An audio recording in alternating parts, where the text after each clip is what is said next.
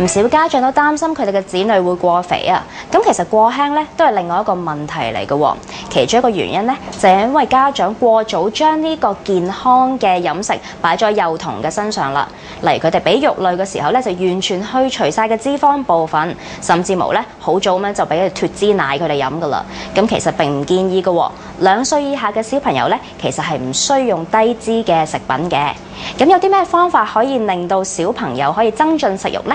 咁譬如食肉類嘅時候，如果平時佢哋唔肯食咧，我哋可以用啲香厚啲嘅方法嘅，炸下雞翼、炸下豬扒咧，亦都唔緊要嘅喎。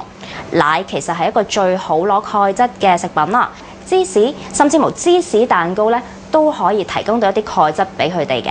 其實間唔中食下薯片都冇壞啊，不過我就會覺得其實咧食果仁就比較好一啲，因為佢哋亦都可以攞到呢個礦物質啦，同埋啲必需性嘅脂肪酸嘅喎。